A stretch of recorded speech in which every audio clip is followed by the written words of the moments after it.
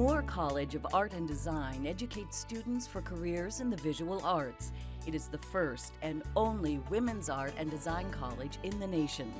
Moore's faculty of creative professionals and its diverse student body form a unique community that thrives on artistic and intellectual achievement.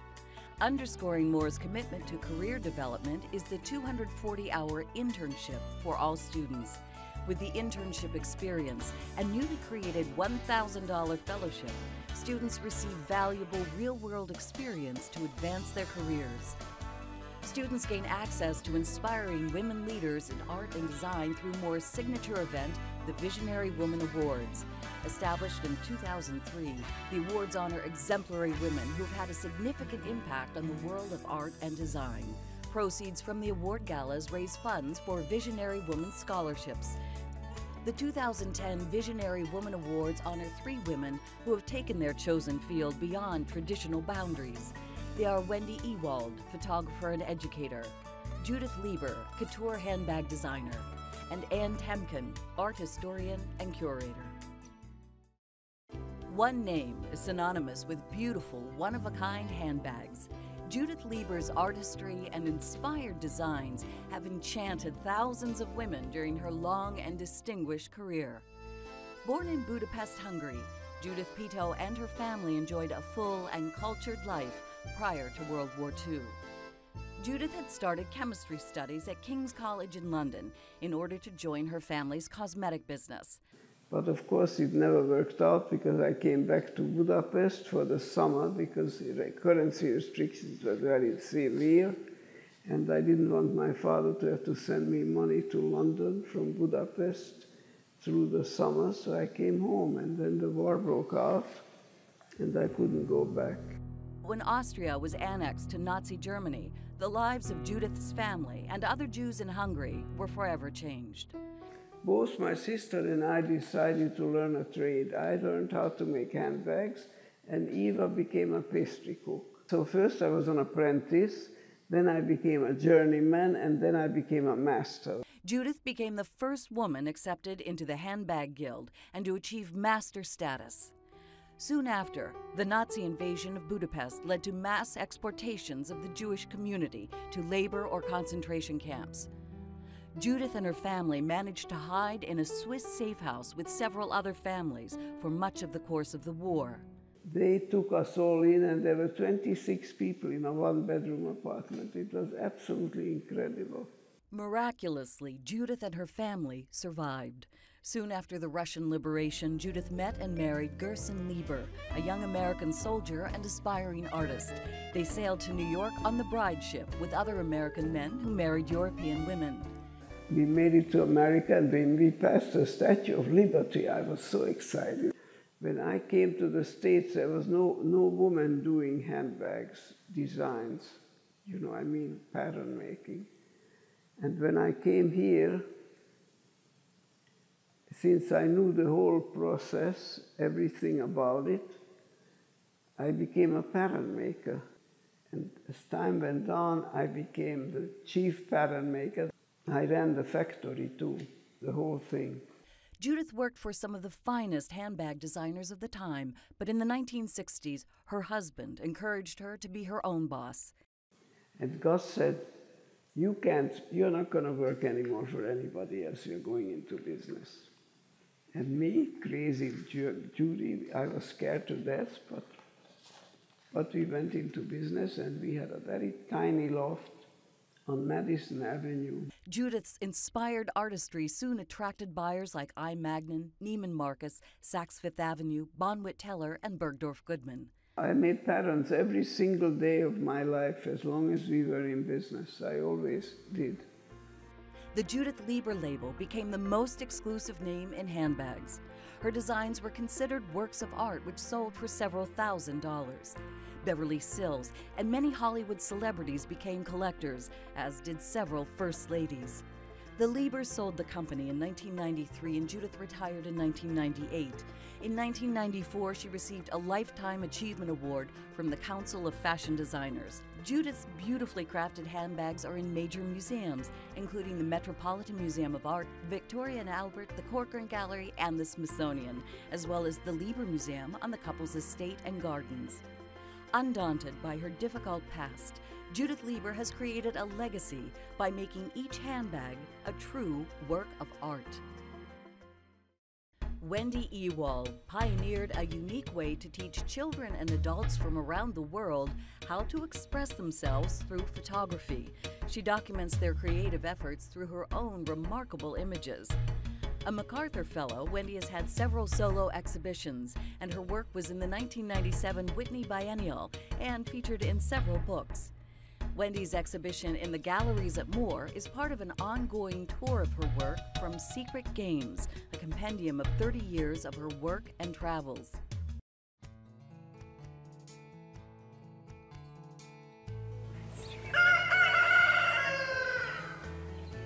This bucolic life with her animals and family in the Hudson Valley of New York balances the busy challenges of Wendy's global projects and teaching positions at Duke and Amherst. Wendy grew up in Detroit in a family where photography was a part of everyday life. My grandfather started an advertising agency when I was a little girl, and he sort of pioneered the idea of using images in advertising. Before then it was copy, really. And so as a result, I think my father and he loved having images all over the place, and he had photographers who worked for him, and so we were photographed all the time. And then I had a wonderful photography teacher who I think is the best teacher I've ever had, and her name was Wendy, so that helped, and she was a woman. That really helped, because it was hard to be a woman and a photographer in those days. Through her teacher's encouragement, Wendy wrote her first grant before she even graduated from high school. Polaroid funded a summer trip for Wendy to work with Native Americans on a reservation in Labrador, Canada. And I was going to run a day camp, and so I thought, well, great to bring my camera, but also to bring cameras and film for the young people I was going to work with. They were using their own sense of composition out of the landscape and their own culture to make these pictures. Wendy attended Antioch College and later studied with photographer Minor White at MIT. From 1975 to 1982, Wendy taught children photography and filmmaking with an Appalachian Arts Cooperative located in a remote area in Letcher County, Kentucky. I would start with the self-portrait, because kids really like to be in their own pictures as much as they like to take the pictures, and then ask them to photograph their families, and then their community, sort of moving out from the child. One of the last things I ask them to do is to photograph their dreams or fantasies. If you give kids the tools and you respect their vision, they can really go far with it. After Kentucky, Wendy traveled on a Fulbright scholarship to work with children and community groups in a small village in Colombia for 3 years. By this time, I knew that I was interested in how images are seen and used, and people make images in different cultures. I decided I wanted to go to India, because the images I had seen of India were so rich. I was wondering what children would make of that environment if they had a camera. Wendy formally developed literacy through photography in 1989 at Duke University's Center for Documentary Studies. Literacy through photography is actually just a way that I sort of systemized how I did what I did, so I could work with other people who are interested in doing similar projects. Wendy took her model globally, from India to Mexico, from South Africa to Morocco, Saudi Arabia, England, and more. Her work has brought children together from often conflicting worlds, bridging cultures through collaborative photography. A lot of artists are interested in making things that are unique and not revealing their process. And I'm sort of interested in, turning that on its head a little bit and saying revealing the process can be part of the art. But a lot of people just think it's nuts. In 2008, Anne Temkin became the first woman to be chief curator of painting and sculpture at the Museum of Modern Art in New York City and has become an arbiter of change for the museum's acquisition and exhibition practices. Raised in Connecticut, Anne's journey began with her education in fine arts at Harvard University and a doctorate in art history from Yale. I remember when I decided to major in art history, my father was very concerned and thought, what in the world can you do with an art history degree? The thing that I was sure about was that I would use my art history major not to be a professor, but to work in a museum. Because as an undergrad at Harvard, you could actually work on exhibitions that would be on view at the Fogg Art Museum. That was such a concrete feeling of, well, thrill, really a concrete thrill, which was very far removed from the usual book learning. Anne began her career as a curatorial assistant at MoMA. Her education in fine arts and art history proved invaluable. I think a lot of people want to go straight into curatorial work, and I now feel like a dinosaur saying to young people in curatorial studies programs, make sure you get your art history.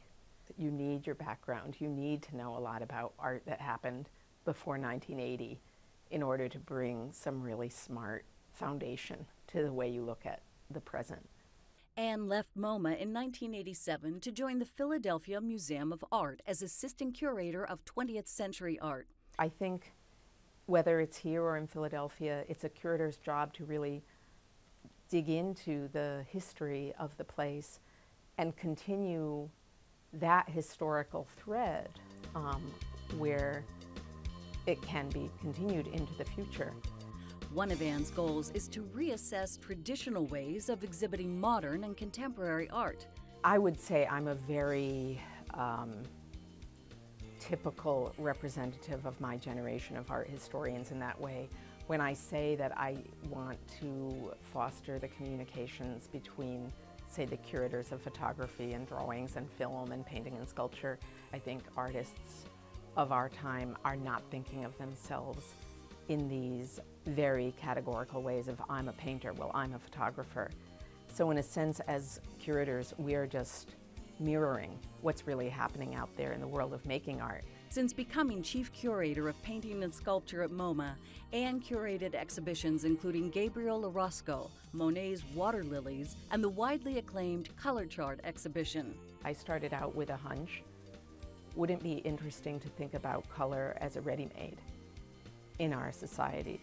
Shows like that probably aren't as perfect in the end as some others might be, and then they themselves are almost just like teases to other scholars, other curators, artists who may go and have the leisure time to investigate that question much more thoroughly, and I think that's great.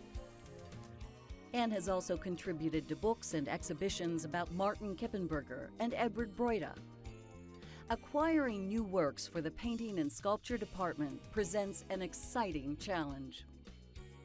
You know, every time I look at new art, I'm thinking, sort of intangibly in my head, does this have the power to look interesting 50 or 100 years from now?